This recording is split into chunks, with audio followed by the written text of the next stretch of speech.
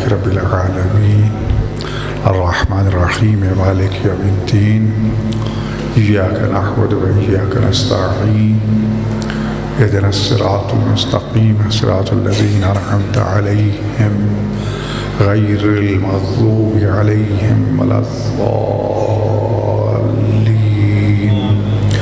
بسم اللہ الرحمن الرحیم اللہم کل ولیک الحجۃ بن الحسن صلواتک علیہ وعلی آبائہ فی هذه الساعة وفی کل ساعة ولیاً وحافظاً وقائداً وناصراً ودلیلاً وعینا حتی تسکنہ ارضک طوعاً وتمتعہ فیہا طویلا برحمتک ورحمتک یا ارحم الراحمین۔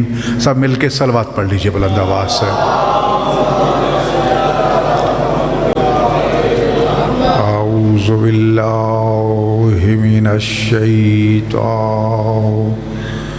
اللعین الرجیم بسم اللہ الرحمن الرحیم الحمد للہ رب العالمین والعاقبۃ للمتقین والصلاۃ والسلام علی خاتم الانبیاء والمرسلین ابی القاسم محمد صلوات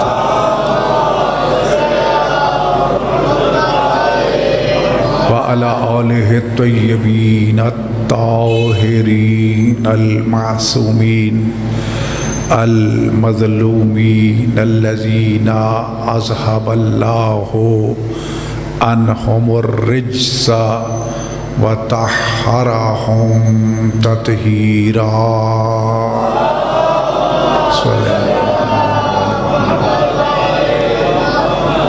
وَلَعْنَةُ اللَّهِ عَلَىٰ أَعْدَائِهِمْ أَجْمَعِينَ مَلْعُونِينَ مِنْ يَوْمِ عَدَاوَتِهِمْ إِلَىٰ يَوْمِ الدِّينِ وَبَعْدَ يَوْمِ الدِّينِ أَمَّا بَعْدُ فَقَدْ قَالَ النَّبِيُّ صلی اللہ علیہ وآلہ وسلم لولا سیف علی ومال خدیجۃ وحمایۃ ابا طالب لما تقدم الاسلام۔ صلوات پڑھ لیجئے بلند آواز سے۔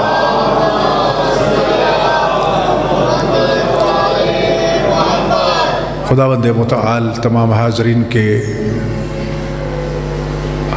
ہمارے سب کے لواحقین کے حوائج شرعیہ کو پورا فرمائے، بانیان مجالس کی توفیقات خیر میں اضافہ فرمائے، ان کی تمام تر دینی دنیاوی اخروی حاجات کو پورا فرماتے ہوئے ہر قسم کی بلیات سے ان کو محفوظ فرمائے۔ مالک کائنات موالیان آل محمد کائنات میں جہاں کہیں بھی موجود ہیں، مالک کائنات ان کی حفاظت فرما، انہیں اور ہم سب کو ولایت امیر المومنین علی ابن ابی طالب علیہ السلام اور ان کی طیب و طاہر اولاد پر ثابت قدم رہنے کی توفیق عطا فرما۔ سرکار حجت امام زواں علیہ السلام کی ہمیں کمال معرفت عطا فرما، ہمیں ان کا صحیح شیعہ اور پیروکار بننے کی توفیق عطا فرما، دین مبین اسلام کی روحانی نورانی الہی تعلیمات کو سمجھنے اور ان پر عمل پیرا ہونے کی توفیق عطا فرما۔ قادر مطلق تجھے واسطہ شفیع روز جزا صدیقہ کبریٰ فی العالمین جناب زہرا سلام اللہ علیہا کا ہمارا خاتمہ بالخیر فرما، اور روز قیامت اس مخدومہ کائنات کی شفاعت نصیب فرما۔ اس کے آخری فرزند جو حجت خدا ہیں، آخری حجت خدا ہیں، جن کے وجود مقدس کے صدقہ میں یہ کائنات باقی ہے، اللہ کی نعمتوں کا نزول ہو رہا ہے، ان کے ظہور میں تعجیل فرما، اور ہم سب کو ان کے آوان و انصار میں شمار فرما۔ صلوات پڑھ لیجئے بلند آواز سے۔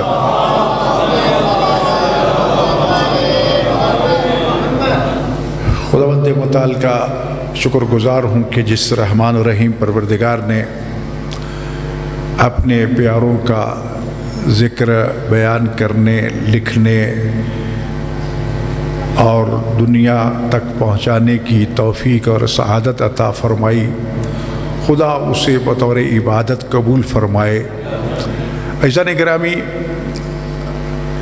یہ حدیث یا مجھ سے پہلے شاہ صاحب جو محسن اسلام، محسن رسالت حضرت ام المعصومین خدیجہ الکبریٰ سلام اللہ علیہا کا ذکر فرما رہے تھے، تو بعض روایات کے مطابق آج کا دن جو ہے ایک محسن رسالت، مربی رسالت، محافظ رسالت حضرت ابو طالب علیہ السلام کا روز وصال ہونے کی روایت کے مطابق سے آج کا دن جو ہے حقیقت میں ان کی ذات سے منسوب ہے۔ ابھی راستے میں ہمارے عزیزم علامہ مہدی عباس صاحب جو میرے ساتھ تشریف لائے پوچھ رہے تھے کہ آج آپ اس موضوع پہ بیان کریں گے، تو میں نے کہا اگر موضوع کو دیکھا جائے تو وہ تو یہی بنتا ہے، حالات کو دیکھا جائے تب بھی انہی تین ہستیوں کا تذکرہ اگر پہلے ہم اس کی تذکرے میں کوتاہی کرتے تھے تو آج جو ہے میں سمجھتا ہوں کہ واجب تو میں نہیں کہہ سکتا لیکن واجب سے کم بھی نہیں سمجھتا۔ اس کی وجہ یہ ہے کہ آج پھر بنی امیہ کی اولاد اور ان کے دسترخوان کی ہڈیاں چوسنے والے ان تینوں ہستیوں کے نام اور ذکر کو مٹانے پر تلے ہوئے ہیں۔ ان کی پوری کوشش ہے کہ ابو طالب صرف لکھ دیا جائے، وہ بھی مجبور ہیں، اگر ان کا بس چلے تو وہ کتابوں میں یہ بھی نہ لکھیں۔ حضرت علیہ السلام لکھنے پر تو انہیں موت آ جاتی ہے، بہرحال ہم نے کوشش کی، دن رات جنگ لڑی، اور اب لفظ حضرت ابو طالب تو لکھنے پر آ گئے ہیں۔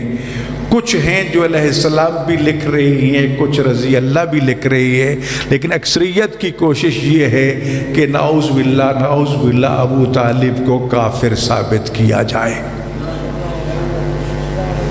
جی اسی طرح پوری کوشش ہے، اس میں کوئی کلام نہیں ہے، کسی شیعہ کے ذہن میں یہ وہم و گمان بھی نہیں ہونا چاہیے کہ ازواج النبی صلی اللہ علیہ وآلہ وسلم ہم سب کی مائیں ہیں، نص قرآن ہے کہ رسول اللہ کی بیویاں تمہاری مائیں ہیں۔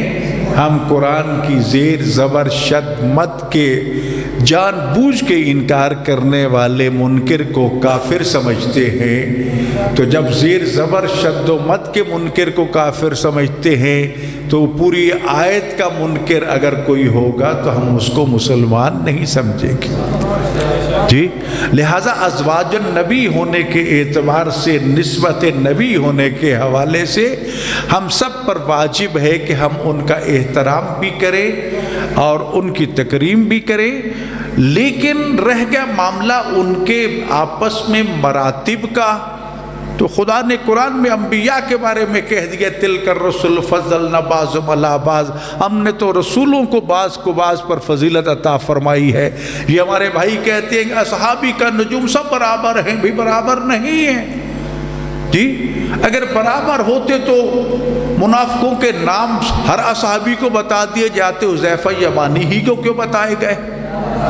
سب برابر ہوتے تو سب کو کہتے کہ سب کے سب ہم میں سے ہیں، صرف سلیمان کے بارے میں کیوں فرمایا السلمان منا اہل البیت؟ جی اگر سب برابر ہوتے اور گھسیٹنے کی کوشش کرتے اور پھر جب ان کو جواب ملتا ہے تو کہتے ہیں کہ علی یہ اصحاب میں سے، حسن اور حسین بھی اصحاب میں سے ہیں۔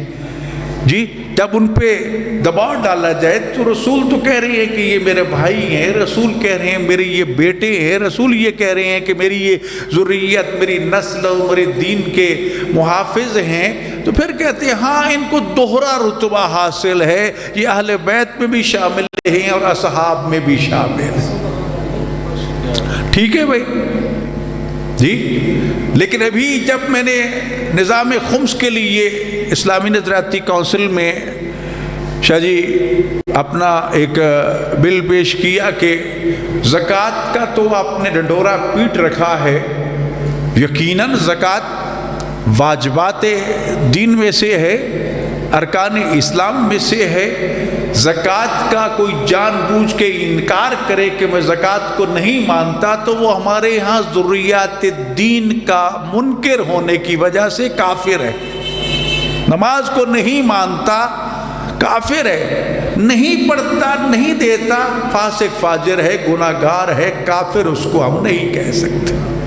جی تو اسی طرح خدا نے جو نظام مالیات دیا ہے اس میں زکوٰۃ اور خمس کو دیا ہے، ان کی تقسیم بھی فرما دی ہے کہ زکوٰۃ جو ہے اور صدقات جو ہیں وہ ان مساکین فقراء 8 مصرف بتائے گئے ہیں زکوٰۃ کے قرآن کریم میں جن کا تعلق خاندان بنی ہاشم کے ساتھ نہیں ہے، وہ کھائیں صدقہ بے شک کھائیں، لیکن جن کا تعلق خاندان بنی ہاشم کے ساتھ ہے، سادات اور ذریت رسول کے ساتھ ہے، اطرت اہل بیت کے ساتھ ہے، ان کے لیے زکوٰۃ اور صدقہ حرام ہے۔ یہاں تک کہ ایک شخص نے ظاہراً اس وقت میرے ذہن میں پورا لفظ نہیں ہے کہ مولا علی علیہ السلام کی خدمت، رسول اللہ کی خدمت میں یاد آ گیا، حاضر ہوا، سید تھا، کہا کہ مجھے زکوٰۃ وصول کرنے والے عمال میں سے، یا آج کے لفظوں میں کلیکٹر کیا کہتے ہیں شاہ جی؟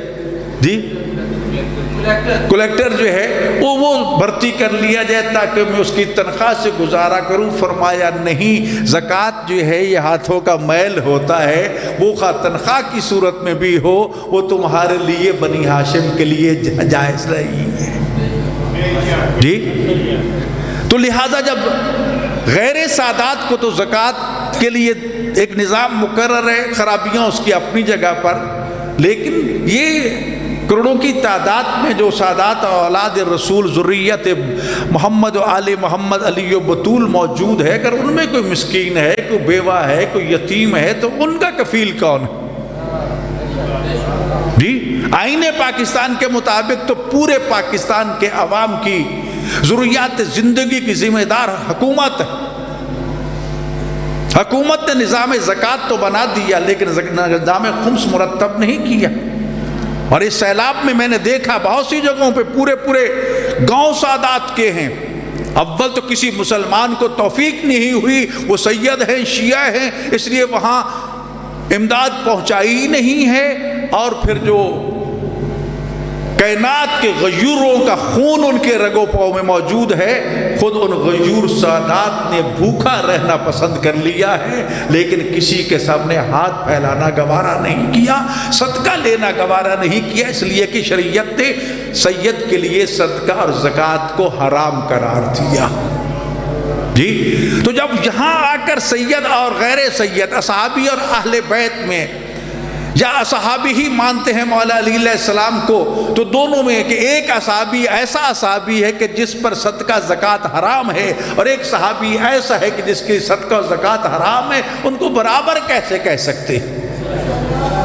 جی لہٰذا الحمدللہ میں نے نظام خمس پیش کیا ہے، اس کی تفصیلات جزیات بھی بھیج دی ہیں، اور وہ بحث کے لیے بھی منظور کر لیا گیا ہے، پورے ہاؤس نے وربلی طور پر اس کی تائید و تصدیق کیا، اب اس کی جزیات آئیں گی، اور لیکن یہ چیز واضح فرق بن کے آئی سامنے کہ ہمیں بنانے کی ضرورت کیوں پڑی، اس لیے کہ سادات اور غیر سادات کو برابر نہ کر لینا، اس لیے کہ سادات پہ صدقہ حرام ہے، غیر سادات پہ صدقہ حلال ہے، جہاں حلال و حرام کا مرحلہ آ جائے وہاں برابری کیسی ہو سکتی ہے؟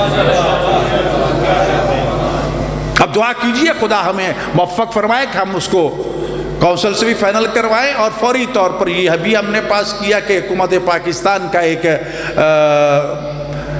تخفیف غربت پروگرام ہے، اس سے فنڈز دیے جاتے ہیں غربا مساکین کو، فوری طور پر آرڈر جاری کیا جائے کہ سادات کی کفالت کا ایک حصہ مقرر کر کے اس سلسلہ کو بھی شروع کیا جائے۔ جی میں نے تو اپنے بیان میں یہ لکھا کہ جو آپ نے درود میں اصحاب کو شامل کیا، اس سے توہین رسالت کی آپ نے، چیخ و پکار شروع ہوگی کہ آپ نے توہین رسالت کہی، میں نے کہا رسول اللہ کی توہین کرنے والا واجب القتل ہے۔ شیعہ فقہ میں تو اتنی سختی ہے، جب یہ قانون بن رہا تھا اور فیڈرل شریعت کورٹ کا پورا بنچ جو ہے لاہور میں بیٹھا تھا، تو شیعوں کی نمائندگی میں پیش کر رہا تھا اور دلائل پیش کر رہا تھا کہ ہمارے ہاں تو توہین رسالت کی سزا اتنی سخت ہے، اگر میرے سامنے کوئی گستاخی رسول گستاخی کرتا ہے تو مجھے اگر اپنی جان مال عزت ناموس، مومنین کی جان مال عزت ناموس کا خطرہ نہیں، کسی کورٹ میں جانے کی ضرورت نہیں ہے، وہیں اس کو واصل جہنم کر دو۔ جی اور یہی حکم ہے ہمارے نزدیک تو اہل بیت اطہار کی توہین کرنے والے کا، کیوں؟ اس لیے کہ رسول اللہ نے فرمایا تھا لحمم لحمی، دمم دمی، ان کا گوشت میرا گوشت ہے، ان کا خون میرا خون ہے، انہم منی وانا منہم، وہ مجھ سے میں ان سے ہوں۔ جی فرق اتنا ہے کہ لا نبی آبادی علی، تیرا میرے ساتھ وہی مقام اور رتبہ جو ہارون کا موسیٰ کے ساتھ تھا، فرق یہ ہے کہ میرے بعد کوئی نبی نہیں ہے۔ امام جعفر صادق علیہ السلام ارشاد فرماتے ہیں، رسول کافی کی حدیث ہے کہ اللہ نے رسول اللہ کو یہ حکم دیا تھا کہ اے میرے حبیب، جو کچھ میں نے آپ کو عطا کیا ہے سوائے نبوت اور رسالت کے، وہ سب کچھ اپنے اہل بیت کو عطا کر دے۔ جی تو عزیزان گرامی، اس اعتبار سے تو ان کی توہین کا مرتکب بھی ہمارے ہاں واجب القتل ہے، اور میں نے اب بھی لکھ کے دیا، اس وقت بھی دیا تھا، لیکن اصحاب کے لیے کوئی حدیث موجود نہیں سوائے اس حدیث کے کہ من قتل النبی من سب النبی قتل ومن سب صحابی جلد، کہ جو کسی نبی کو گالی دے اسے قتل کیا جائے، اور جو کسی صحابی کی گالی دے اسے تعزیر جاری کی جائے۔ تعزیر یعنی اسے کوڑے مارے جائے، کم از کم تعزیر جو ہے وہ 1 کوڑے سے لے کر 39 کوڑے تک، اور وہ تعزیر بھی چھوٹی، یہ جو کیا کہتے ہیں چمکی جھاڑو جسے آپ دیتے ہیں ذرا، یہ نہ کہ وہ لمبے کوڑے۔ تو عزیزان گرامی، اس وقت یہ کوشش کی جا رہی ہے کہ حضرت ابو طالب علیہ السلام کے نام کو مٹا دیا جائے، بنی امیہ کو پروموٹ کیا جا رہا ہے۔ ابھی جو 10ویں کی تاریخ اسلام آئی ہے اس میں جناب دیکھیے پورا بنی امیہ کو اور بنی عباسیہ کو اٹھایا گیا، لیکن اہل بیت کا ذکر کرتے ہوئے نماز پڑھتی۔ غزوات النبی سے علی کا نام ہی مٹا دیا گیا ہے، جس کی تلوار پہ رسول اللہ فخر کر رہے ہیں کہ اگر علی کی تلوار نہ ہوتی، خدیجہ کا مال نہ ہوتا، ابو طالب کی حمایت نہ ہوتی تو دین کبھی پروان ہی نہ چڑھتا۔ جی وہ خدیجہ کتنی عظمت کی مالک ہے کہ جبرائیل تشریف لاتے ہیں، سیدہ تشریف فرما ہے، راستے میں رک جاتے ہیں، سیدہ کو سلام کر کے عرض کرتے ہیں کہ سیدہ اللہ تعالیٰ نے آپ کی خدمت میں سلام بھیجے ہیں، تو جواب میں فرماتی ہو والسلام، وہ تو خود عین سلام ہے، وعلیک السلام، آپ پر بھی سلامت ہو، والسلام علیکم ورحمۃ اللہ وبرکاتہ۔ جسے اللہ سلام پیش کر رہا ہو اس کو مقام رتبے کے ساتھ کسی پیمانے میں ماپا نہیں جا سکتا۔ اور مجھے اچھی طرح یاد ہے ایک مرتبہ سعودی عرب کے وزیر اطلاعات کے ساتھ جو وائس چانسلر رہے تھے جدہ یونیورسٹی اور ملکرہ یونیورسٹی کے، ڈاکٹر محمد عبدو کیا نام تھا اس کا، تو اتفاق سے مجھے کتاب چاہیے تھی ان کی لکھی جناب زہرا سلام اللہ کے بارے میں، تو ایک دوست نے مجھے ڈھونڈ کے لا کے دی اور کہا کہ ان سے آپ ملنا چاہتے ہیں ملا دو مجھے۔ تو ام القرا یونیورسٹی کے سارے پروفیسر 25-26 پروفیسر ڈاکٹر اور ساتھ وہ وزیر صاحب ریٹائر ہو چکے تھے، اس وقت ہٹ چکے تھے، وزیر اطلاعات بھی رہے ان کے. تو اسی دن وہ جناب خدیجہ بنت خویلد کے نام سے کتاب لکھ کے لائے اور پہلی کتاب اپنے ہاتھوں سے ہدیہ لکھ کے مجھے پیش کی. اور اس میں ایک کمال جملہ لکھا انہوں نے کہ اے ہماری ماں، اے اول زوجہ رسول، اول حبیبہ رسول، اول ناصرہ رسول. اور یقیناً یہ اعزاز جناب خدیجہ سلام اللہ علیہ کو ہی حاصل ہے. اور پھر فرماتے ہم تیرے نالائق بیٹے صدیوں سے تیرے دامن میں بیٹھ رہتے رہے، لیکن آج تک ہم تیرے مقام کو نہیں پہچان سکے. جی، اور جب کچھ نہیں بن پاتا سب سے پہلے علی بچوں میں سے ایمان لے آئے. جو کل ایمان ہے وہ ایمان لائے گا. اس لیے انہوں نے یہ حدیث ہی اڑا دی. غزوات النبی میں علی کا نام بالکل نہیں تھا کہ علی کا نام ہی نہ آئے. احد میں ذوالفقار نازل ہوئی، جنگ احد میں نام ہی نہیں ہے، بدر میں نام ہی نہیں ہے، خندق جس کا نام ہی علی کے ساتھ ہے. ابھی سیرت کانفرنس میں بھی میں نے یہی جب کہا تو بعض کہنے لگے یہ کیا ہے. میں نے تمہیں تکلیف ہوتی ہے علی کے نام سن کے؟ رسول اللہ نے نہیں فرمایا کہ جب بھیجا تھا کہ بارز الایمان کل الکفر کل کا کل ایمان جو ہے وہ کل کفر کے مقابلے میں جا رہا ہے. اور جب واپس ملعون کا سر قلم کر کے آپ کے قدموں میں پھینکا تھا تو آپ نے فرمایا تھا ضربت علی فی یوم الخندق کہ افضل میری عبادت ثقلین، کہ خندق کی ایک ضرب علی کی جو ہے وہ ثقلین کی بندگی سے افضل ہے. چھٹے درجے کی عبادت کی ایک ضرب کی یہ قیمت ہے تو علی کی نمازیں کیا ہوں گی، باقی جہاد کیا ہوں گے، باقی صدقات و خیرات کا کون کیا مقابلہ کر سکے گا.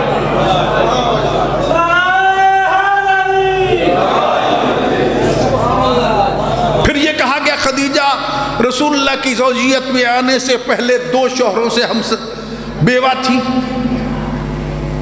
میں نے کئی مرتبہ بچوں کو خاص طور پر چیلنج کر کے کہا کرتا ہوں، رضاکار شاہ جی یہ نوٹ کر لیجئے، پہنچائیے، میرا چیلنج ہے. یونیورسٹیوں میں نے جا کے کہا، پروفیسروں میں ٹی وی پہ، کہ حضرت حوا سے لے کر جناب نرجس خاتون تک کسی بھی معصوم کی ماں نے اگر دوسری شادی کی ہے تو میں مان لوں گا خدیجہ کی دوسری یا تیسری شادی تھی. اگر پوری تاریخ انسانیت میں کسی بھی معصوم کی ماں نے دوسری شادی نہیں کی تو جناب حضرت سیدہ طیبہ طاہرہ معصومہ کائنات کی والدہ ام المعصومین خدیجہ کی بھی اولین و آخرین شادی تھی. یہ افسانے چھوڑ دو.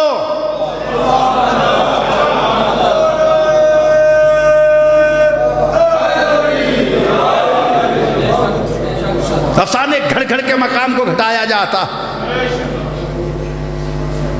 خدیجہ الکبریٰ کا شیب ابی طالب میں خشک پتے کھانا کون مقابلہ کر سکتا ہے اس کا؟ اف تک نہیں زبان پہ آئی. لوگ کہتے ہیں کہ شاید فلاں نے مال کی وجہ سے شادی کی ہے. نہیں، خدیجہ سے جب پوچھا گیا کہ آپ نے اتنی دیر کیوں کر دی شادی کرنے میں تو کہنے لگی مجھے پادریوں نے بتایا ہے، کاہنوں نے بتایا ہے، علماء کتاب نے بتایا ہے، ادیان کے علماء نے بتایا ہے خدیجہ شادی کرنے میں جلدی نہ کرنا، تیرا ہونے والا ہمسر کوئی عام انسان نہیں ہوگا، وہ ہوگا کہ جس کا پرچم بھی پوری دنیا میں لہرائے گا، جس کا کلمہ بھی قیامت تک پڑھا جائے گا. میں اسی گوہر یگانہ کے انتظار میں اتنے سال گزار دیے کہ جب وہ آئے گا تو اصل وہ میرا مقصد و مقصود ہے. اور جب وہ آ گئے تو پادری کاہن اشارے کر کر کے بتاتے تھے کہ یہ ہے آپ کا ہونے والا ہمسر. بھی یتیم اس لیے پیدا کیا رسول اللہ کو کیونکہ خدا نے حکم دیا تھا وَاخْفِضْ لَهُمَا جَنَاحَ الذُّلِّ. اولاد پر واجب ہے کہ ماں باپ کے سامنے کندھے جھکا کے ملو. آج بھی ہمارے دیہاتوں میں خاص طور پر یہ رسم چلی آ رہی ہے، جب بھی کوئی بزرگوں کے سامنے ملتا ہے تو جھک جاتا ہے، گھٹنوں کو ہاتھ لگاتا ہے. ماں باپ کے سامنے جھکنے کا تو خدا نے حکم دیا ہے. اور وَلَا تَقُل لَهُمَا اُفٍّ، اور یہ بھی کہہ دیا ان کے سامنے اف تک نہیں کرنی. اگر ابو طالب علیہ السلام و حضرت عبداللہ علیہ السلام زندہ ہوتے تو بیٹا ہونے کی حیثیت سے سرکار پہ واجب ہوتا کہ اپنے باپ کے سامنے جھک جائے۔ علماء نے یہی فلسفہ بیان کیا کہ اللہ نے ابو طالب کو دنیا سے، حضرت عبداللہ کو دنیا سے اس لیے اٹھا لیا تھا کہ نہ باپ موجود ہوگا نہ میرے مصطفیٰ کو جھکنا پڑے گا۔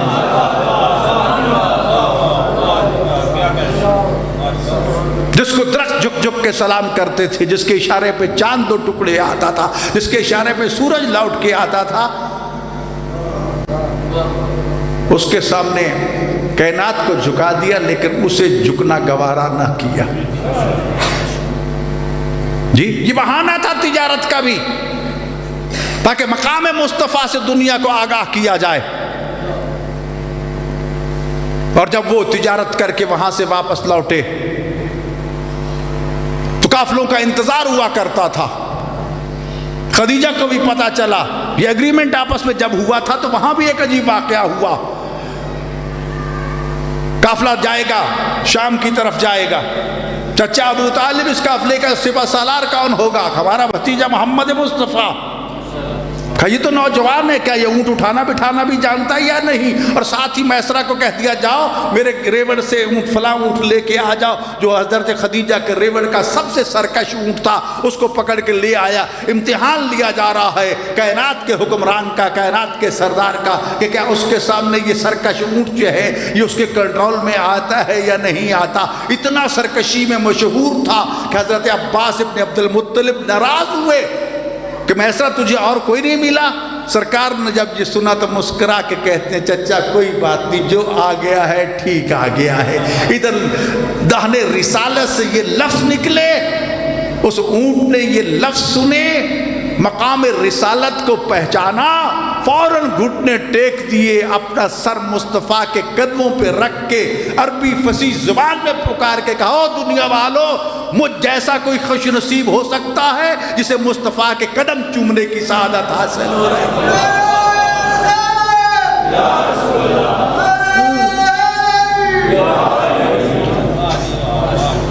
جی حضرت ابو طالب کی بات کرتے ہیں، خدیجہ کے ذکر کو چھپانے کی کوشش۔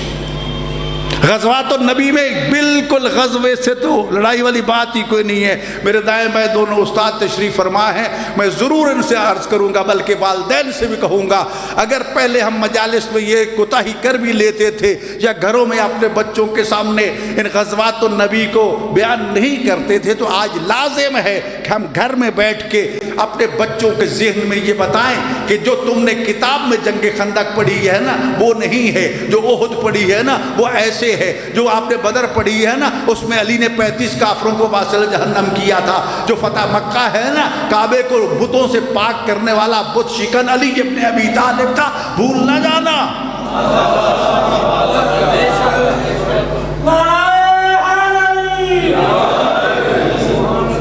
الحمدللہ یہ بھی میں پچھلی مجلس میں عرض کر گیا تھا، خدا نے الحمدللہ ہمیں یہ توفیق عطا فرمائی کہ جو کتابوں کا سلسلہ چل رہا ہے نظریاتی کونسل کے پلیٹ فارم پہ میں نے اسے مسترد کر دیا تھا، یہاں بھی ٹرائی کر رہا ہوں، کرتا رہا، الحمدللہ کونسل نے یہ پاس کر دیا ہے کہ آئندہ سال جو کتابیں ہوں گی انشاءاللہ کونسل کی متفقہ سفارش ہے کہ وہ 3 حصوں پر ہوگی، ایک حصہ مشترک ہوگا سب کے لیے، ایک شیعہ بچوں کے لیے ہوگا، ایک سنی بچوں کے لیے ہوگا۔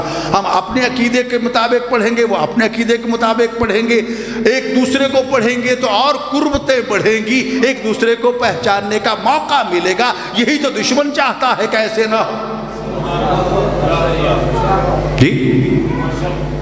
اس لیے تو مجلس میں جاؤ گے نکاح ٹوٹ جائے گا، فلاں کرو گے نکاح ٹوٹ جائے گا، چلو ٹھیک ہے بھی آپ کے ہاں نکاح ٹوٹ گیا، ایک کام کرو، جو یہ فتویٰ دیتی ہے کہ نکاح ٹوٹ جاتا ہے، جو شادی شدہ ہیں ان کو روک لو کہ خبردار تمہارا نکاح ٹوٹ جائے گا، جو ابھی کنوارے ہیں ان کو تو بھیج دو، ان کو تو مجلسوں میں آنے دو، ان کو تو ابھی نکاح ہوا نہیں، ٹوٹے گا کیسے؟ یہ سب بہانے ہیں میرے بھائیوں۔ ابھی بے نظیر یونیورسٹی بے نظیر آباد میں جو پیپر بنا اول سے آخر تک بنی امیہ عباسیہ، ایک سوال بھی کسی کے بارے میں نہیں، اس طرح خارجیت کو پروان چڑھایا جا رہا۔ اس لیے اس درسگاہ کربلا کو صحیح طریقے سے استعمال کیجیے. جو ہم نے اکھاڑا بنا رکھا ہے نا، جو منہ میں آیا، اب میں سخت لفظ نہیں کہتا، مقدس سٹیج ہے، ممبر ہے، کہہ دیا اور ہم بھی واہ واہ کی چھلانگیں لگا کے چلے گئے، یہ نہیں سوچا کہ کہنے والا کیا کہہ رہا ہے. چند دن پہلے ایک کلپ مجھے بھیجا گیا، ایک شخص نے رسول اللہ سے کہا کہ مردہ زندہ کرو، رسول اللہ نے مردہ زندہ کر دیا. دوسرے نے کہا کہ یا علی، میں حضرت عیسیٰ کو ملنا چاہتا ہوں. علی نے ٹھوکر ماری اور عیسیٰ جو قبر سے زندہ ہو کے باہر آ گئے. نیچے سے اچھل اچھل کے نعرے لگائے جا رہے ہیں، وہ عقل کے اندھے، حضرت عیسیٰ تو چوتھے آسماں پہ بیٹھے. ٹھیک، خدا نے تو ان کو حضرت امام مہدی علیہ السلام کا مددگار بنانے کے لیے رکھا ہوا، اور اس وعدہ الہی کو پورا کرنے کے لیے جو ہر نبی سے لیا گیا تھا. حضرت عیسیٰ ان تمام انبیاء کے ان وعدہ نصرت کے امین اور گواہ ہیں. اِذَا أَخَذَ اللَّهُ مِيثَاقَ النَّبِيِّينَ لَمَا آتَيْتُكُم مِّن كِتَابٍ وَحِكْمَةٍ ثُمَّ جَاءَكُمْ رَسُولٌ، جس میں یہ کہا گیا تھا لَتُؤْمِنُنَّ بِهِ، سب سے پہلے تو اس پہ ایمان لانا. لام بھی تاکید کا، شد بھی تاکید کا، تاکید در تاکید. نبیوں کو کہا جا رہا لَتُؤْمِنُنَّ بِهِ وَلَا تَنْصُرُنَّهُ، اس پہ پہلے ایمان بھی ہر صورت پہ لانا، اس کی مدد و نصرت بھی کرنا. گویا کہ یہ اصول بتا دیا کہ ناصر نبی ہو ہی وہ سکتا ہے جو پہلے مومن ہوگا پھر ناصر بنے گا. قرآن کی ترتیب بتلا رہی ہے، اور اس لیے علی کو ناصر النبی کہا جاتا ہے کہ علی صرف مومن نہیں بلکہ قرآن کریم کی ان آیات کی تفسیر میں مفسرین کا اتفاق ہے کہ ہر وہ آیت مجیدہ جو یا ایھا الذین آمنو سے شروع ہوتی ہے نا، ان آیات میں جن صاحبان ایمان کو مخاطب کیا گیا ہے ان کے سید و سردار اور امیر کا نام ہے علی ابن ابی طالب.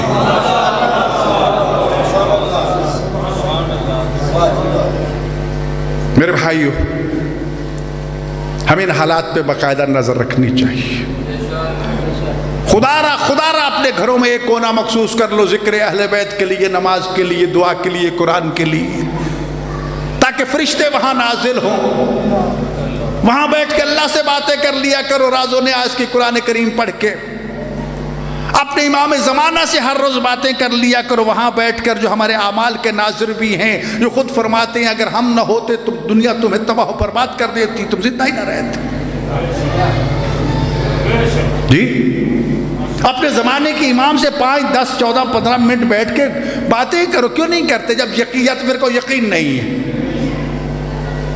جی، جب یقین ہے کہ وہ میرے اعمال کے ناظر میرے سامنے مجھے دیکھ بھی رہے ہیں، میرے سامنے بیٹھے ہیں، میری بات سنتے ہیں. صرف وہ تو زندہ ہیں، تابندہ ہیں، موجود ہیں. جو قبور میں موجود ہیں ان کو بھی ہم کھڑے ہو کے یہی کہتے ہیں انت تسمع کلامی و ترد سلامی. اے میرے مولا رسول اللہ، اے میرے مولا امام علی، اے ائمہ معصومین، آپ میری بات سن رہے ہیں اور میرے سلام کا جواب دے رہے ہیں. لہذا نماز کے بعد یا جب بھی موقع ملے یہ چھوٹا سا عمل زیارت والا، السلام علیکہ یا ابا عبداللہ، السلام علیکہ یا رسول اللہ، السلام علیکہ یا غریب الغربا، یہ سلام کر لیا کرو. یہ ہواؤں میں ختم نہیں ہوتا. آج کے موبائل فونوں نے تو آپ کو بتا دیا کہ 1 سیکنڈ میں آپ کی آواز دنیا کے اس کونے سے اس کونے تک پہنچ جاتی ہے. تو یہ آواز پہنچانے والے فوراً یہ آوازیں اور یہ سلام جو ہے ان کی خدمت اقدس میں پہنچاتے ہیں، اور وہ جس کا جواب دے دیں اس سے بڑا خوش نصیب کون ہوگا. اعمال کی طرف آؤ میرے بھائیوں. معاشرہ اس وقت تباہی کی طرف ہے. ایک جنگ ہماری اس وقت دنیا کے ساتھ. دنیا اس وقت پھر ایک مرتبہ خارجیت کو پروان چڑھانا چاہتی ہے، ناسبیت کو پروان چڑھانا چاہتی ہے. ہمیں کسی سے کوئی سروکار نہیں ہے. ہمیں اپنے عقیدے کو، اپنے نظریے کو، اپنی نسل کو بچانا. ہمیں کوئی کسی سے نہ کسی سے نفرت ہے، نہ کسی سے کوئی دشمنی ہے. قرآن نے جو اصول دے دیا تھا لکم دینکم ولی دین، کہ تمہارے لیے تمہارا دین، ہمارے لیے ہمارا دین، مانو یا نہ مانو، اللہ خیر صلی اللہ. مشترکات جہاں پر ہیں ہم مل کے کام کریں گے، جہاں اختلافات ہیں اس کو برداشت کریں. بس لذا میرے بھائیو یاد رکھو، وہ مجھے یاد ہے کہ ہمارے بزرگ جو ہیں مراد سونے سے پہلے کبھی پنجابی میں 12 امام سناتے تھے، کبھی اردو میں 12 امام سناتے تھے شاعری کی صورت میں، کبھی کسی طریقے میں ان چیزوں کو واپس لاؤ۔ عذاب بن گیا یہ موبائل فون، گھر کے 5 فرد ہیں تو ہر ایک فون پہ بیٹھا ہے جی، نہ ماں کو پرواہ ہے، نہ باپ کو پرواہ ہے، نہ اولاد کو پرواہ ہے۔ بربادی ہمارے بستروں میں داخل ہو چکی اور ہم غافل ہیں۔ کل بھی میری ایک ٹی وی پروگرام تھا تو کہنے لگے کہ یہ حالات جو اس وقت چل رہی ہیں ہم پہ عذاب ہے یا آزمائش ہے جی؟ تو عزیزان گرامی دونوں پہلو ہیں۔ خدا نے آزمائش کا بھی کہا ہے وَلَنَبْلُوَنَّكُمْ بِشَيْءٍ مِّنَ الْخَوْفِ وَالْجُوعِ وَنَقْصٍ مِّنَ الْأَمْوَالِ وَالْأَنفُسِ وَالثَّمَرَاتِ وَبَشِّرِ الصَّابِرِينَ الَّذِينَ إِذَا أَصَابَتْهُمْ مُصِیبَةٌ قَالُوا إِنَّ لِلَّهِ وَإِنَّا إِلَیہِ رَاجِعُونَ۔ خدا نے کہہ دیا میں تو مال کی صورت میں، جان کی صورت میں مختلف حوالوں سے تمہارا امتحان لیتا ہوں، آزمائش لیتا ہوں۔ امیر المومنین علی اس لیے فرماتے ہیں، ہمارے ہاں ایک لفظ چلتا رہا، میرے اللہ کسی امتحان میں مجھے نہ ڈالنا۔ فرماتے ہیں یہ نہ کہا کرو، امتحان تو ہر ایک کا ہوگا، کوئی اس دنیا میں امتحان سے نہیں بچے گا۔ یہ کہا کرو میرے اللہ مجھے ہر امتحان میں کامیابی عطا فرما، مجھے ہر امتحان میں شیطان کے مقابلے میں، شیطان کے چیلوں کے مقابلے میں، دشمنان اسلام اور دشمنان محمد آل محمد کے مقابلے میں اپنے دین پہ ثابت قدم رکھنا اور حوصلہ اور طاقت دینا کہ میں ان کے تیروں اور تلواروں کے نشانوں کو برداشت کر سکوں۔ پھر ابتلا کا دور ہے، یہ ابتلا ہے اور اس کے لیے عذاب ہے۔ قرآن پورا پڑھ لیجئے، سابقہ قوموں پہ جو عذاب نازل ہوا ہے نا، نماز نہ پڑھنے کی وجہ سے کسی پہ عذاب نازل نہیں ہوا، کم تولنے کی وجہ سے جی، ملاوٹ کی وجہ سے جی، لواطے اور ان بے حیائیوں اور برائیوں کی وجہ سے جی، انبیاء کے فرامین کی نافرمانی کرنے کی وجہ سے، خدا کے احکام کا مذاق اڑانے کی وجہ سے۔ تو جو ہے نا میرے بھائی، میری باتیں سمجھ آ رہی ہیں نا آپ سب کو؟ ذرا مل کے صلوات پڑھ لیجئے۔ جب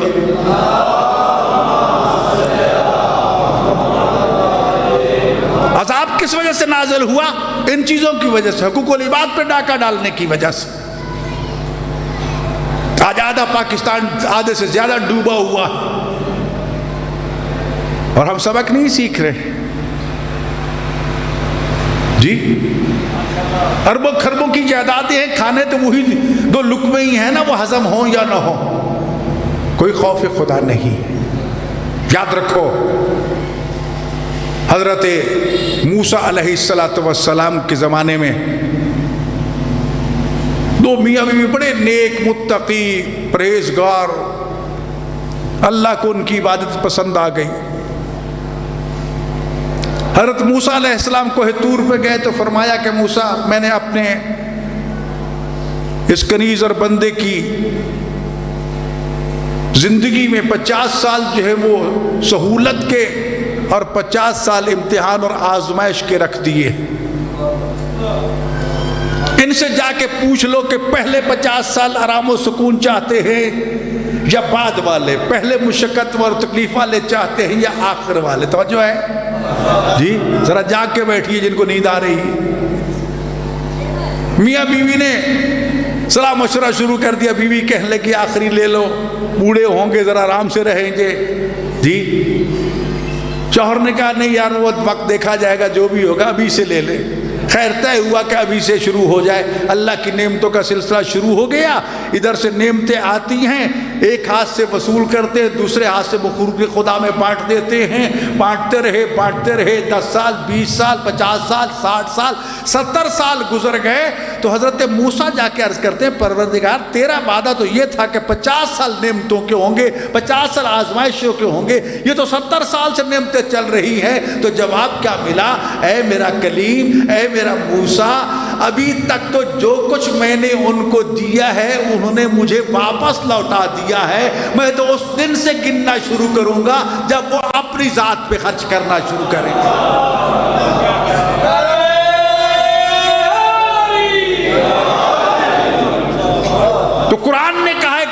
خدا میں دو گے؟ ابھی گندم کاش کر رہے ہو نا جی، بوریاں زمین میں دفن کر رہے ہو دانوں کی، جا کے چن کے باہر نکالو، نکال سکتے ہو جس پہ سہاگا پھیر چکے ہو جی؟ تم نے اپنا کام کر دیا، اب اللہ پہ یہ توکل کی بہت بڑی مثال ہے، میرا اللہ میں نے اپنے حصے کا کام کر دیا۔ اللہ کہتا ہے ٹھیک ہے مجھ پہ چھوڑا ہے نا، اب تم جاؤ، اللہ نے ایک ایک دانے پہ فرشتے کو پہرے دار مقرر کر دیا جی، جو ان دانوں کی حفاظت کرتا۔ اور پھر وعدہ فرمایا کہ تو نے ایک دانہ بویا ہے، میں ایک کے بدلے میں 100 دوں گا، پھر فرمایا 200 دوں گا، پھر فرمایا 700 دوں گا، پھر فرمایا جتنا اللہ چاہے گا بڑھا کے تمہیں دے گا۔ ایک بوری ڈالتے ہو 100 سے زیادہ بوریاں اٹھا کے لاتے ہو، یہ اللہ کا لطف و کرم نہیں تو اور کون ہے؟ ایک کسان سے بڑھ کر اللہ پہ توکل کرنے والا کون ہے؟ اور اللہ کیا فرماتا ہے؟ وَمَن يَتَوَكَّلْ عَلَى اللَّهِ فَهُوَ حَسْبُهُ، جو اللہ پہ بھروسہ کر لیتا ہے بس اللہ ہی اسی کے لیے کافی۔ اور بار بار استغفار کا کہتا، اپنی خطاؤں، اپنی غلطیوں، اپنی کوتاہیوں کی پروردگار سے گڑ گڑا کے معافی مانگا کرو، خلوص کے ساتھ یہ باتیں کیا کرو، دکھاوے کے لیے نہیں۔ یہ مجلس ہو رہی ہے نا، دیکھنے والے دیکھ رہے ہیں نا، ریکارڈ کرنے والے ریکارڈ کر رہے ہیں نا جی، سب کچھ ہو رہا ہے نا۔ تو اگر میں کہوں کہ نہیں جناب میرا تو یہ آنا چاہیے، نام بھی اور فلاں بھی، تو اس کا مطلب یہ کہ میری نیت نے اس کو عبادت کے زمرے سے نکال دیا ہے، دکھاوے پہ آ گیا۔ تو اگر عبادت تک ہی رہے گا تو دکھاوا تو خود بخود آ جائے گا۔ دیکھنے والے اندھے تو نہیں ہیں، سننے والے بہرے تو نہیں ہیں جی۔ تو اس لیے میرے بھائیو ہر کام اللہ کی رضا کے لیے کیا کرو۔ بڑی قربانیاں دی ہیں حضرت ابو طالب کے خاندان نے، ابو طالب کے ذکر کو مٹایا جا رہا ہے۔ فتح مکہ کا منظر جب ہم دیکھتے ہیں، امہات المعصومین میری کتاب ہے، اس میں یہ ساری چیزیں میں نے مختلف حوالوں سے جمع کی ہیں۔ جب فتح مکہ ہوا، 10,000 کا لشکر لے کے رسول خدا مکہ میں وارد ہوئے، ہر اصحابی اپنے گھر کی طرف بھاگ رہا تھا۔ جو مہاجر تھے نا، جو مکہ چھوڑ کے گئے تھے، ہر ایک اپنے اپنے گھر کی طرف جا رہا تھا۔ لیکن رسول اللہ نے حکم دیا کہ میرا خیمہ میرے چچا ابو طالب کی قبر کے پاس لگایا جائے۔ اس وقت اپنے چچا کی قبر پہ کھڑے ہو کے رو کے کہتے، چچا جس یتیم بھتیجے کی تو نے پرورش کی تھی آج وہ فاتح بن کے آیا۔ ایک طرف ایک محسنہ اسلام کی قبر تھی جناب ام المعصومین خدیجہ کی، جناب خدیجہ ام المومنین بھی ہے، لیکن ام المومنین کے ساتھ ساتھ وہ ام المعصومین بھی ہے۔ باقی ازواج کو ام المعصومین ہونے کا شرف حاصل نہیں ہے جی۔ جس کی بیٹی ملکہ عصمت و طہارت ہو، جس کے 11 معصوم بیٹے شوہر بابا معصوم ہوں، کتنی عظمت ہے اس خدیجہ سلام اللہ علیہ کی۔ ابو طالب مظلوم تاریخ کے نام سے پہچانے جاتے ہیں، تاریخ انسانیت کا وہ واحد مظلوم کہ جس نے دین اسلام کے لیے اپنے بیٹے، اپنے پوتے، اپنے پوتیاں، اپنے سب کچھ قربان کر دیا۔ مسلمان آج بھی اسے مسلمان ماننے کو تیار نہیں ہے۔ اس سے بڑی اور مظلومیت کیا سکتی ہے؟ ابھی بھی میں نے تو اپنی طرف سے لکھا کہ علی نے بچوں میں سب سے پہلے وہ ایمان لائے نہیں، سب سے پہلے تصدیق کی،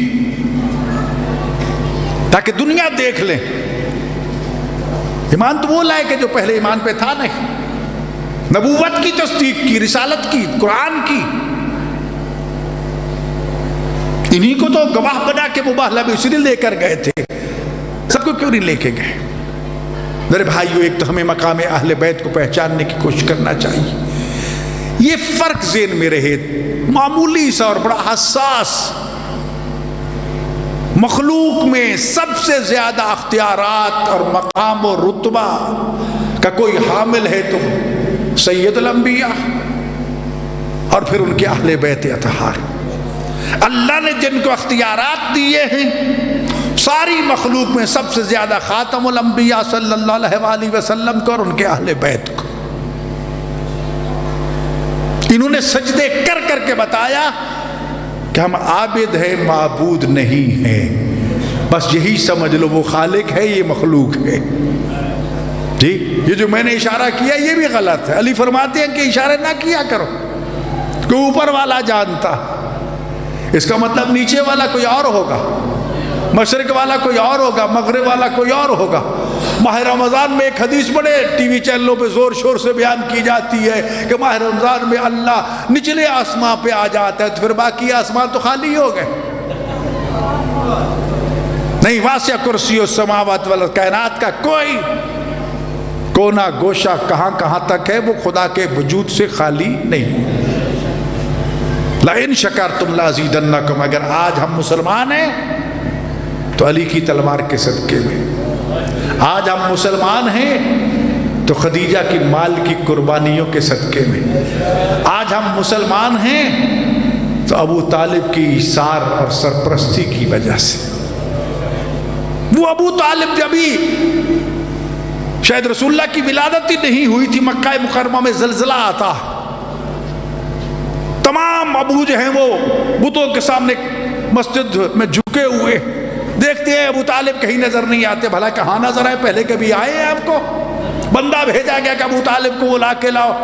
دروازہ کھٹکھٹایا، سرکار ابو طالب بڑے اطمینان سے باہر ہے. کیا خیر تو ہے؟ ابو طالب کیا آپ کو نہیں پتا پورے مکے میں زلزلہ ہے، در و دیوار کانپ رہے ہیں؟ کہا ہوگا زلزلہ، میرے گھر میں تو کوئی نہیں. پوری چکی کا پاڑ گھوم رہا ہوتا ہے نا، لیکن جو درمیان میں اس کو کیا کہتے ہیں، حاشیہ کیا کہتے ہیں، لفظ لٹکل ہے، جس کے اوپر پورا پڑ جلتا ہے، وہ اپنی جگہ پہ قائم ہوتا ہے.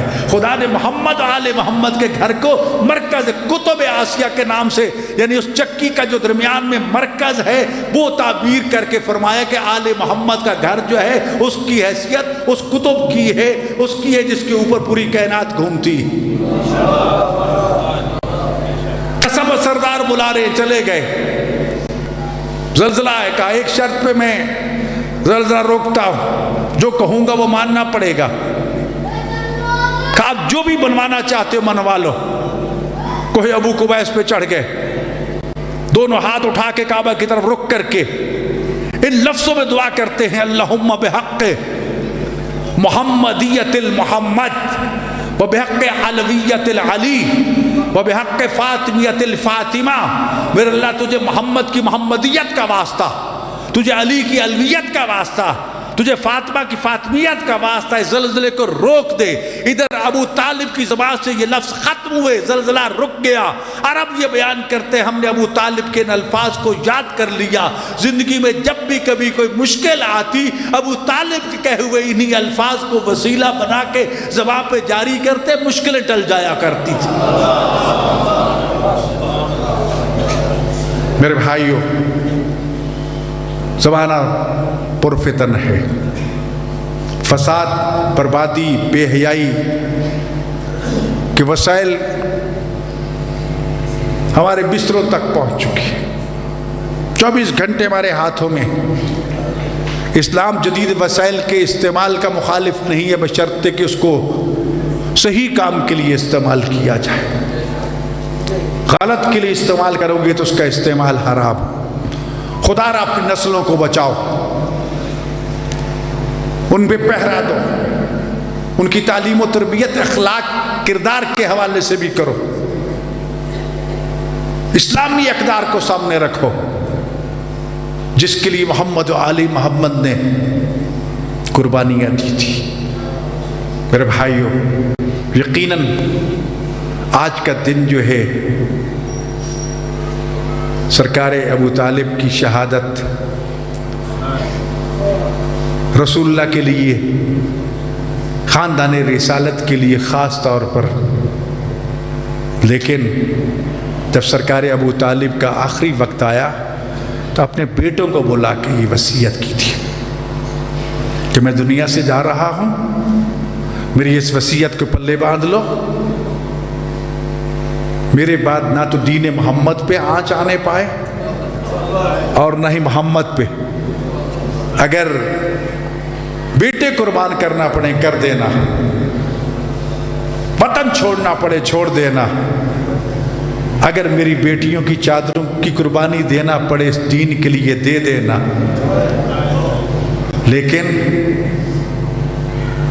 اس دین کے حفاظت میں کوتاہی نہیں کرنی۔ ذرا کوئی مجھے بتائے کہ کربلا میں خاندان رسالت کی عورتوں کے سوا کون تھی جن کی چادریں چھینی گئی؟ کیا زینب اسی ابو طالب کی پوتی نہیں تھی؟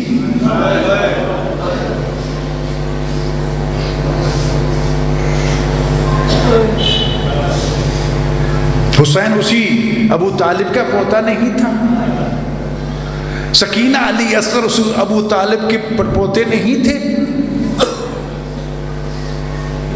کیا کچھ خرچ نہیں کیا اہل بیت اطہار نے؟ تو کائنات کے سردار تھے، کر لٹتا ہے تو لٹ جائے، دین کو تباہ نہیں ہونے دیا۔ آج جس دین کی حفاظت کی ذمہ داری ہم سب کے کندھوں پر، اس امانت کو آئندہ نسلوں تک پہنچانا ہم سب پہ واجب ہے۔ کچھ سیکھ کے جاؤ، کچھ آگے پیغام کو پہنچاؤ۔ اس دور پرفتن میں ہوشیار رہنے کی ضرورت ہے۔ عزاداری پہ عاشور کربلا کا تو ذکر نہیں کسی کتاب میں کیا گیا۔ کربلا کا جب نام نہیں ہوگا تو کیا ہوگا؟ جی آپ جلوس نکالیں گے، تمہارے جلوسوں کو کناتوں میں بند کر دیا گیا، جی سیکورٹی بھاڑ سیکورٹی ہے جی، ہمارے سامنے پردہ کھڑا کر کے ہمیں مارنے کی مہم شروع کر دی گئی۔ پردہ ہٹاؤ، میری نگاہیں 10 میل تک جائیں گی، میں دیکھوں گا۔ کنات لگا دی پیچھے، مجھے کیا پتا کون ہے؟ جی ہماری پولیس بیٹھی ہے، وہ کھیل رہی ہے جناب ٹیلی فونوں پہ، یہ بھی سازش کا حصہ۔ اس لیے بھروسہ نہیں کرنا۔ میں بار بار کہتا ہوں، اپنی صف عزا گھر میں بچھانے سے پہلے ان آنے والے عزاداروں کی حفاظت کی ذمہ داری پہلے پوری کرو، پھر بلاؤ۔ لنگر نیاز پہ جتنا جی چاہتا ہے خرچ کرو، لیکن بعد میں وہ خرچ کرنا، پہلے ان کی جان مال کی حفاظت کا اہتمام کرو۔ انہیں اطمینان ہو کہ ہم یہاں پر بیٹھے ہیں، محافظ خدا کی ذات ہے، لیکن حفاظت بھی انسان کی ذمہ داری ہے۔ رسول اللہ نے آج ہی مسجد نبوی میں وہ ستون موجود ہے جہاں مولا علی علیہ السلام رسول اللہ کا پہرا دے کے حفاظت کیا کرتے تھے۔ مجالس کی تحفظ کو یقینی بنا۔ آج کوئی پتہ نہیں کہاں کوئی دشمن کسی کو نشانہ بنا دے۔ میں نے کتنے فورموں پہ یہ کہا کہ تمہارے مٹنے سے تو نہ ہم مٹے ہیں نہ مٹیں گے۔ ابھی چند دن پہلے رابطہ عالم اسلامی کے جنرل سیکرٹری سے میٹنگ تھی وہاں پر اسلام آباد میں، تو خوش آمدید میٹنگ تھی۔ کوئی کہہ رہا تھا کہ تو امام امت بن گیا، تو امام حج بن گیا، تو فلاں بن گیا، تو میں نے کہہ دیا تو امام شیعہ اور سنی بن گیا۔ شیعوں نے بھی تیرے پیچھے نماز حج کی کوئی نماز پڑھ لی ہوگی، سنیوں نے بھی پڑھ لی ہوگی جی۔ تو جو ہمیں مسلمان کہنا ہی پسند نہیں کرتے ان کے چہرے لٹک گئے جی، اور وہ خوش ہو رہا تھا، یعنی تالیاں نہیں بجی، وگرنہ واہ واہ کے سارے ڈورے پیٹے گئے کہ اکبر صاحب نے کیا کہہ دیا۔ میں نے کہا میں نے آپ کی پارلیمنٹ میں تقریر کی ہے، مجھے خوشی ہوئی کہ وہاں پر 10 شیعہ پارلیمنٹرین ہیں۔ ہمیں تو ان نظروں سے امت سے خارج کرنے کی کوشش کی جا رہی ہے۔ اپنا وجود ثابت کرو۔ 8 کروڑ کم از کم آپ پاکستان میں، کم نہیں ہے۔ اسی کو میں تقوی اللہ و نظم امرکم، علی مولا کی یہ وصیت یاد رکھو۔ ایک تو اللہ کے لیے کام کرو، اللہ کی رضا کے لیے، تقوی کے لیے، تزکیہ نفس کے ساتھ، اور دوسرا اپنے نظم و ضبط قائم کرو، ڈسپلن قائم کرو۔ جو گیٹ پہ کھڑا ہو کے پہرے دیتا ہے نا، آپ ایک مجلس سن رہے ہوں گے، وہ 100 مجلس سن رہا ہے۔ آپ کو 1 مجلس کا ثواب ملے گا، اس کو 100 مجلس کا ثواب ملے گا۔ اور یہ حدیث ہے، میں کوئی اپنی طرف سے کوئی من گھڑت بات نہیں کر رہا، میں تو اپنے پلس کے دوستوں سے بھی کہتا ہوں، تو فکر نہ کیا کر تم جو رات کو جاگتے ہو نا اور لوگ آرام سے عبادت کرتے ہیں، تو سونے والا تو ایک ہی سو رہا ہے، عبادت کرنے والا ایک عبادت کر رہا ہے، ایک نماز پڑھ رہا ہے، تمہیں اتنے نمازیوں کا ثواب ملے گا جتنے سکون کے ساتھ نماز پڑھ رہے ہیں۔ اس لیے میرے بھائی اس کو بھی عبادت سمجھو، نوجوانوں کو توجہ دینا چاہیے۔ یقیناً اس وقت پھر حالات کا رخ بہت خطرناک ہے، ملک کی حالت آپ کے سامنے ہے کہ کوئی حکومت نام کی چیز نہیں ہے، دشمن اس موقع سے پھر فائدہ اٹھانا چاہتا ہے۔ ہو سکتا ہے آپ کو میری باتیں اچھی نہ لگے کہ یہ مجلس ہے یا کیا کر دیا ہے، مجلس اسی چیز کا نام ہے کہ اگر آپ کو خطرات سے آگاہ نہ کیا جائے تو سوئے رہو تو کل کیا ہوگا، ہاتھ ملنے سے کچھ نہیں ہوگا، باقی خدا محافظ ہے۔ مولا علیہ السلام فرماتے ہیں میری محافظ موت ہے، اس وقت تک نہیں آ سکتی جب تک وقت مقرر نہیں ہے، لیکن اس کا مطلب یہ نہیں ہے کہ خدا نے ذوالفقار نازل کر کے بتا دیا کہ مومن کے پاس جدید ترین دفاعی نظام ہونا چاہیے۔ میرے بھائیو، ہم ابو طالب کے احسانات کا بدلہ نہیں چکا سکتے، اس کے خاندان کا، اور کتنی جگہ بار بار رسول اللہ ابو طالب کا تذکرہ فرماتے، علی ابن ابی طالب، علی ابن ابی طالب۔ یہاں بہت سارے سوالوں کا جواب بھی آ جاتا ہے، دشمن کو بھی جواب مل جاتا ہے کہ ابو طالب کوئی عام شخصیت نہیں ہے، کل ایمان کا باپ ہے۔ اور ان لوگوں کو بھی اگر عقل سے کام لیں جو علی کو اللہ کہتے ہیں اور علی کو نعرے لگاتے ہیں، علی ابن ابی طالب جب کہہ دیا کہ علی جو ہے ابو طالب کا بیٹا ہے، ابو طالب باپ ہے، علی بیٹا ہے، اللہ فرماتا ہے لم یلد ولم یولد، اللہ وہ ہے جس کا نہ کوئی بیٹا ہے، نہ جس کا کوئی بیوی ہے، نہ وہ کسی کا باپ ہے۔ یہاں علی ابن ابی طالب کہہ کے بتا دیا کہ علی جو ہے وہ اللہ نہیں ہے، اس لیے کہ خود بھی کسی کا بیٹا ہے، آگے اس کے بھی بیٹے ہیں جن کا وہ باپ ہے۔ جو باپ اور بیٹا ہے وہ معبود نہیں ہو سکتا۔ لم یلد ولم یولد تو قرآن نے اس لیے کہہ دیا۔ خدا کی شان یہ ہے کہ نہ اس کا بیٹا ہے، نہ کوئی اس کا باپ ہے، نہ کہ اس کی اولاد ہے، نہ کہ اس کی بیوی ہے، تو اسی سے سمجھ لو۔ میرے بھائیو، پھر میری گزارش ہے، دفاع پہ توجہ دو، اپنے گھروں میں دفتر، مکتب، مدرسہ کھولو، رات کو بچوں کو ضرور ائمہ معصومین کے حالات زندگی، سیرت، حالات حاضرہ سے آگاہ کرو۔ قرآن اب تو سکولوں میں لازمی ہو چکا ہے، ترجمے کے ساتھ بھی، تفسیر کے ساتھ بھی، اس پہ خود بھی توجہ دو، ان کو بھی پڑھاؤ۔ ذکر آل محمد کو کسی صورت میں ترک نہ کرو، اس کربلا کو بالکل نہ چھوڑو، اور سب سے بڑا سہارا ہمارے لیے توسل آل محمد ہے، اہل بیت کے وسیلے کو نہ چھوڑو۔ یقیناً جس طرح معصوم امام زمان فرماتے ہیں کہ اگر ہم تمہارا پہرا نہ دیں، ہم تمہاری پشت پہ نہ ہوں تو تمہیں کوئی زندہ نہ رہنے دے۔ یقیناً اپنے امام زمانہ سے بھی تھوڑی سی باتیں کر لیا کرو، کیونکہ وہ ہمارے زمانے کا وارث ہے۔ اللہ تعالی ہم سب کو سرکار حجت ابن الحسن العسکری کے سپاہیوں میں شمار فرمائے، اور ان کے تعجیل ظہور کی دعا افضل عبادات میں سے ہے، لہٰذا انتظار بھی کیجئے۔ اور وہ منظر سامنے ہے جو ان کا کیپٹل ہوگا، وہ کربلا اور کوفہ کے درمیان 1000 دروازوں پہ مشتمل مسجد ہوگی۔ سب سے پہلے الہی خلیفہ کا کیپٹل آدم علیہ السلام کا، وہ بھی مسجد کوفہ تھی، اور سب سے آخری خلیفہ الہی امام مہدی علیہ السلام کا کیپٹل بھی وہی مسجد کوفہ ہوگی۔ مسجد چھوٹی پڑ جائے گی، اصحاب عرض کریں گے مولا مسجد چھوٹی ہے، آپ حکم دیں گے کوفہ سے کربلا تک مسجد بنائی جائے، 1000 دروازوں پر مشتمل مسجد بنے گی، جو اسلام کا کیپٹل بنے گا، جہاں سے اسلام کا پیغام پوری دنیا میں جائے گا۔ اور آج اس کے آثار ہمارے سامنے ہیں، یہ کروڑوں کی صورت میں زائرین کا جانا اس بات کی دلیل ہے کہ وقت ظہور امام زمانہ قریب ہے۔ دعا کیجئے کہ خدا ہمیں اپنے امام کے آوان و انصار میں شمار فرمائے، ان کی تاجیل میں فرمائے، ظہور میں تاجیل فرمائے، اور اس دور پر فتن میں ہمیں ان کا سایہ، ان کی سرپرستی، ان کا لطف و کرم جو ہے وہ نصیب رہے۔ وطن عزیز کی مالک حفاظت فرمائے، وطن عزیز کو دشمنوں کو تباہ و برباد فرمائے۔ وہ جان نثار پاک افواج سے تعلق رکھتے ہوں، مسلح افواج اور اداروں سے تعلق رکھتے ہوں، اللہ تعالیٰ ان کی حفاظت فرمائے۔ اللہ جو ہے وہ ہم سب کو صحیح معنوں میں پاکستان میں اپنے حقوق کو حاصل کرنے اور ان پر عمل کرنے کی توفیق عطا فرمائے۔ السلام علیکم۔